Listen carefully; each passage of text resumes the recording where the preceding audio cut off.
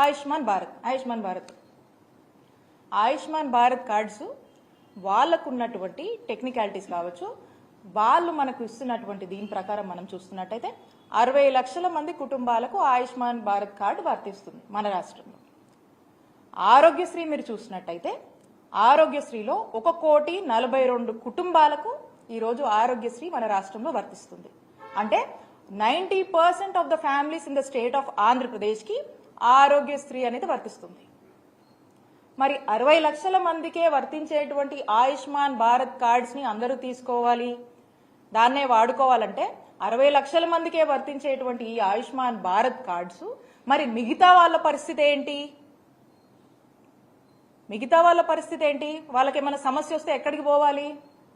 వాళ్ళకి ఏం వర్తించాలి అప్పుడు? అలాగే ఆరోగ్యశ్రీలో మనము 3,257 ప్రొసీజర్స్కి మనం కవర్ చేస్తాం ఆరోగ్యశ్రీలో. మరి ఆయుష్మాన్ భారత్ 1949 అంటే 2,000 కన్నా తక్కువ ప్రొసీజర్స్ ఉన్నటువంటి ఆయుష్మాన్ భారత్ని మీరు వాడుకోండి అని చెప్పి చెప్తా ఉన్నారు. మరి ఈ 3,257 ప్రొసీజర్స్ మనం ఆరోగ్యశ్రీలో కవర్ చేస్తున్నటువంటి ఈ మిగతా ప్రొసీజర్స్ అంటే ఈ 2,000కు పైగా ఉన్నటువంటి మన దగ్గర ఉన్నటువంటి ఆరోగ్యశ్రీలో ఉన్నటువంటి 3,257 ప్రొసీజర్స్ లో ఉన్నటువంటి ప్రొసీజర్ ఏదన్నా ఈ రాష్ట్ర ప్రజలకు అవసరం అయితే ఎక్కడికి పోవాలి? ఎవరు బాధ్యత తీసుకుంటారు? ఎవరు బాధ్యత వహించాలి? అలానే ఆరోగ్యశ్రీ పరిధి 5 లక్షలు ఉన్నటువంటి ఆరోగ్యశ్రీ పరిధిని మా ముఖ్యమంత్రి గారు ఏ పేదవాడికి ఈ రాష్ట్రంలో భారం అవ్వకూడదు, ఎవ్వరికి కూడా అవుట్ ఆఫ్ పాకెట్ ఎక్స్పెండిచర్ అవ్వకూడదు అని చెప్పి ఒక ముందు చూపుతో ఒక గొప్ప ఆలోచన చేసి ఆ కుటుంబంలో ఆ పేదవాడికి ఆ కష్టం వస్తే నాది బాధ్యత అని చెప్పి జగన్మోహన్ రెడ్డి గారు ఆ బాధ్యత తీసుకొని 5 లక్షలు ఉన్నటువంటి పరిధిని 25 లక్షల వరకు కూడా పెంచినటువంటి ఘనత జగన్మోహన్ రెడ్డి గారి ప్రభుత్వానికి దక్కింది. దాన్ని మేము అమలు చేశాం. మరి ఈ రోజున ఆయుష్మాన్ భారత్ మీరు చూసినట్టయితే 5 లక్షల వరకే ఇస్తుంది లిమిట్. మరి ఏదైనా ఒక ప్రజలకి ఆ ప్రొసీజర్కి లిమిట్ ఎక్సీడ్ అయితే 5 లక్షల కన్నా మించి ఎక్సీడ్ అయితే ఎక్కడికి పోవాలి? ఎవరిని అడగాలి? ఎవరు బాధ్యత తీసుకుంటారు?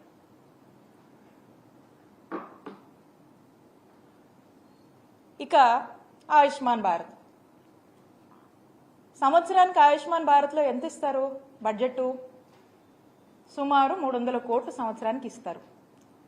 ఆరోగ్యశ్రీ బడ్జెట్ ఎంత? సంవత్సరానికి ఎంత ఖర్చు చేస్తాం మనము? 3,000 కోట్లు ఖర్చు చేస్తాం. 3,000 ఈ సంవత్సరం అయితే 3,500 కోట్ల వరకు కూడా మనం ఖర్చు చేస్తా ఉన్నాం. అంటే 10% ఆఫ్ ఆరోగ్యశ్రీ ఆయుష్మాన్ భారత్లో వాళ్ళు ఇస్తున్నారు. 300 crores ఎక్కడ? 3,000 crores ఎక్కడ? 3,000+ crores ఎక్కడ? ఈ సంవత్సరం మనం ఇస్తున్నటువంటి 3,500 crores ఎక్కడ? మరి ఇదంతా ఎవరు బేర్ చేయాలి? 10% కవర్ చేస్తే మరి 90% ఏమైపోవాలి?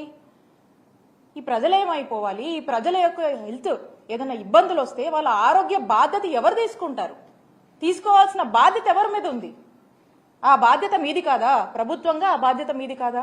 ఆ బాధ్యత ఖచ్చితంగా మీదే. కోవిడ్ లాంటి సిచ్యువేషన్లో అనేక ఇష్యూస్ ఉన్న అనేక క్రైసిస్ నడుస్తున్నటువంటి సమయంలో కోవిడ్ని కూడా ఆరోగ్యశ్రీలోకి పరిధిలోకి తీసుకొచ్చినటువంటి ఘనత జగన్మోహన్ రెడ్డి గారికి దక్కుతుంది.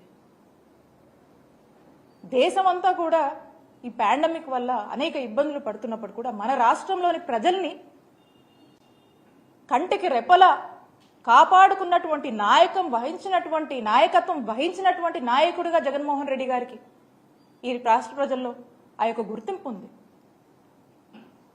ఈ రోజున మరి ఈ విధంగా మీరు మాట్లాడుతూ ఉన్నారు.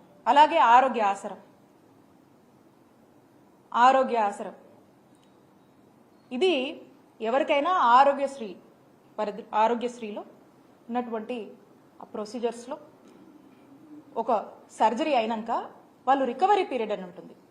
ఆ రికవరీ పీరియడ్లో వాళ్ళ ఇంట్లో ఉంటే వాళ్ళ పనులు చేసుకోలేరు కాబట్టి వాళ్ళంతా కూడా వాళ్ళు పని చేసుకుంటేనే వాళ్ళ జీవితం గడిచేటువంటి జీవన విధానం ఉంటుంది. కాబట్టి ఆ లేవలేనటువంటి పరిస్థితుల్లో ప్రభుత్వము ఫైనాన్షియల్ అసిస్టెన్స్ గా ఆరోగ్య ఆసరా అని చెప్పేసి 225 రూపాయల నుంచి per day up to doctor recommendation మేరకు మరి 5,000 వరకు కూడా ఒక నెలకి ఈ అమౌంట్ని ఫినాన్షియల్ అసిస్టెన్స్గా వాళ్ళకు వేజ్ లాస్ కాకుండా మనం ఇస్తా ఉన్నాం. ఇది ఆరోగ్యశ్రీ ఉంటేనే వర్తిస్తుంది. దీనికి మనం సంవత్సరానికి 300 కోట్ల చొప్పున ఖర్చు చేస్తూ ఉన్నాం. మరి ఇది ఆరోగ్యశ్రీ ఉంటేనే ఇది వర్తిస్తుంది. మరి ఆరోగ్య ఆసరాన్ని ఏం చేద్దాం అనుకుంటున్నారు? ఆరోగ్య ఆసరా మీద మీ స్టాండ్ ఏంటి? ఈ మొత్తం చూస్తూ ఉంటే అందుకనే అనిపిస్తూ ఉంది. నేనంటుంది కాదు, ఏదో రాజకీయంగానో రాజకీయం కోసం నేను అంటుంది కాదు.